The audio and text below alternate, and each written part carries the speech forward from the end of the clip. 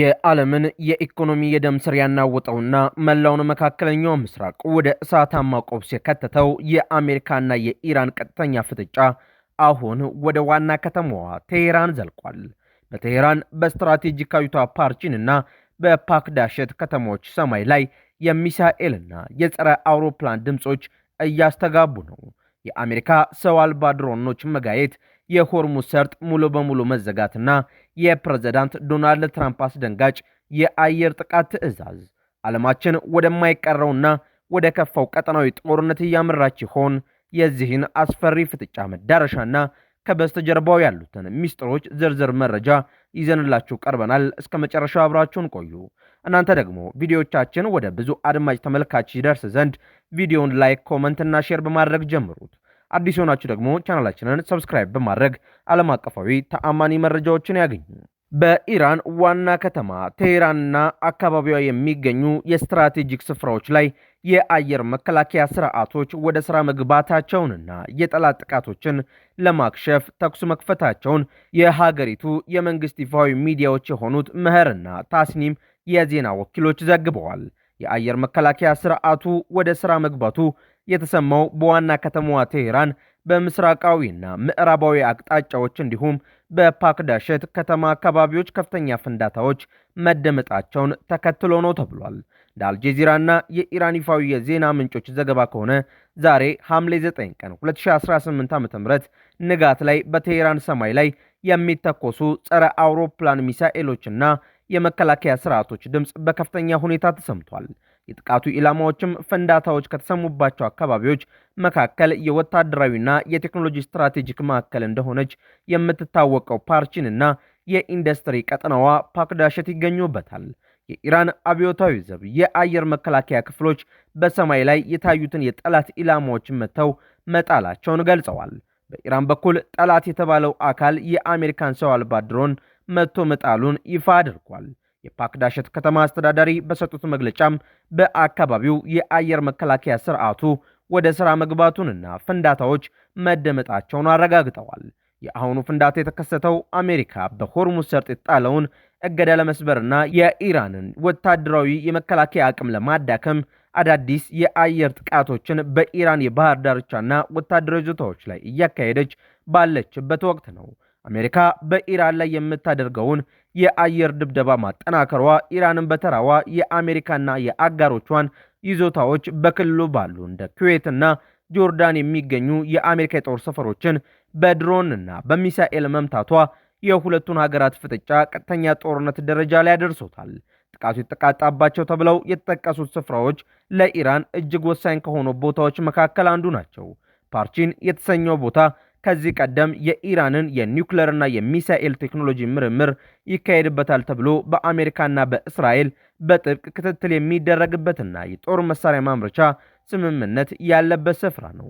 ይህንን ቦታ ኢላማ ማድረግ የኢራንን የረጅም ርቀት መከላከያና የማጥቃት አቅም በቀጥታ ለመምታት የታለመ ስትራቴጂካዊ እርምጃ መሆኑን ያመላክታል። በፓኪስታን አደራዳሪነት በአሜሪካና በኢራን መካከል ዘላቂ ሰላም ለመፍጠር የተደረገው ጥረትና የተፈረመው የመግባቢያ ስምምነት በተግባር መፍረሱን ይህ የዛሬው ጥቃት በግልጽ ያሳየ ሆኗል። ዲፕሎማሲያዊው መንገዶች ሙሉ በሙሉ ተዘግተው ሁለቱም ወገኖች ኃይልን አማራጭ ማድረጋቸው ቀውሱ በሆርሙዝ ሰርጥ በኩል የሚያልፈውን የዓለም አቀፍ የነዳጅ ትራንዚትና የኢኮኖሚ ዋስትና በእጅጉ አደጋ ላይ የሚጥለው ነው። ቴሄራን ላይ የተከፈተው የአየር መከላከያ ተኩስ የአሜሪካና የኢራን ቀጥተኛ የጦርነት ፍጥጫ ወደ ቀጠናው እምብርት ወደ ሆነችው ዋና ከተማዋ ቴሄራን መስፋፋቱንና ቀውሱ ከቁጥጥር ውጪ ወደ ሆነው ቀጠናዊ ጦርነት የመቀየር እድሉ ከፍተኛ መሆኑን ማሳያ ነው ተብሏል። ይህ በእንዲህ እንዳለ የሆርሙዝ ሰርጥ በአሜሪካ ወታደራዊ ጫና አይከፈትም ሲል የኢራን ጦር ኃይል አስታውቋል።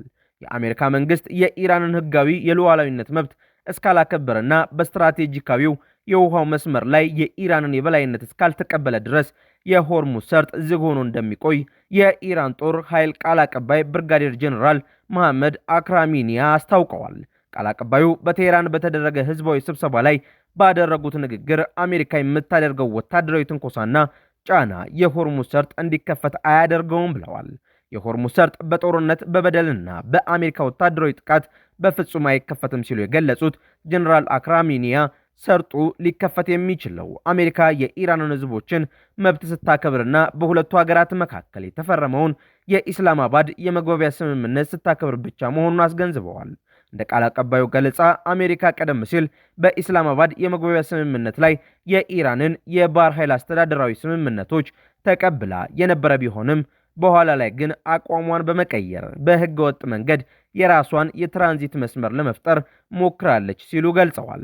ይህንንም ተከትሎ የኢራን ጦር ኃይል ከስምምነቱ ውጪ የሚደረጉ ማናቸውንም የአሜሪካ እንቅስቃሴዎች ለመክታትና የሀገሪቱን ሉዓላዊነት ለማስከበር ሰርጡን ሙሉ በሙሉ ለመዝጋት መገደዱን አስታውቀዋል። ቀደም ሲል በተደረገው ጊዜያዊ ስምምነት መሰረት ኢራን ለ60 ቀናት ያህል መርከቦች በነፃነት እንዲያልፉ ፈቅዳ የነበረ ቢሆንም አሜሪካ በሰርጡ ደቡባዊ ክፍል ህገወጥ ኮሪደር ለመፍጠር ሞክራለች በሚል ኢራን ስምምነቱን መጣሷን ትገልጻለች። በሌላ በኩል የአሜሪካው ፕሬዝዳንት ዶናልድ ትራምፕ የወታደራዊ ኃይል አጠቃቀም ፍቃድን በመጠቀም በኢራን የኒውክሌር ማበልጸጊያ ጣቢያዎች በሚገኙበት ቡሻህርና በባንደር አባሲ የወደብ ከተማ ላይ የአየር ጥቃት እንዲሰነዘር አዘዋል። አሜሪካ የሆርሙዝ ሰርጥን ደህንነት እኔው እጠብቃለሁ በማለት በባህረ ሰላጤው ለሚያልፉ የንግድ መርከቦች የ20 በመቶ ታሪፍ ለመጫን ማቀዷ ፍጥጫውን ይበልጥ አክርሮታል። ይህ ፍጥጫ በሁለቱ ሀያላን ሀገራት መካከል ብቻ የተገደበ አይደለም። ኢራን በሰርጡ ላይ በወሰደችው እርምጃ የተባበሩት አረብ ኤሚሬትስ ሰንደቅ ዓላማን እያውለበለቡ ሲጓዙ የነበሩ ሁለት የነዳጅ ጫኝ መርከቦችን በሚሳኤል መምታቷ የቀጠናውን የገልፍ ሀገራትና ኩዌትን ክፉኛ አስቆጥቷል። በእነዚህ ጥቃቶች ምክንያት የህንድ መርከበኞች መሞታቸውን ተከትሎ ህንድ በይፋ ለኢራን ጠንካራ ተቃውሞ አቅርባለች። ይህም ቀውሱ ዓለም አቀፍ ይዘት እንዲኖረው እያደረገው ነው። አሜሪካ በወታደራዊ የበላይነት ሰርጡን ለማስከፈት የምታደርገው ጥረትና ኢራን በበኩሏ ሰርጡን እንደ መጨረሻ የጂኦፖለቲካ መጫወቻ ካርድ ለመጠቀም መፈለጓ በቀጠናው ላይ ሊታሰብ የማይችል ሰፊ የባህር ላይ ጦርነት ሊቀሰቀስ ይችላል የሚል ከፍተኛ ስጋት እንደፈጠረባቸው የቀጠናው የፖለቲካ ተንታኞች እየተናገሩ ይገኛሉ። ውድ የአውደ ዓለም የዩቲዩብ ቻናል ተከታታዮቻችን አዳዲስ የተሰሙ ሰበር መረጃዎቻችን እነዚህን ይመስሉ ነበር። በእነዚህ መረጃዎች ላይ ያላችሁን ሐሳብ አስተያየት በኮመንት መስጫው ላይ አስፍሩልን። አዳዲስ መረጃዎችን በፍጥነት ለማግኘት ቻናላችንን ሰብስክራይብ ማድረጋችሁንና ለሌሎች እንዲደርስ ላይክ እና ሼር ማድረጋችሁን እንዳትረሱ። በሌላ መረጃ ዳግም እስከምንገናኝ ሰላም ቆዩን።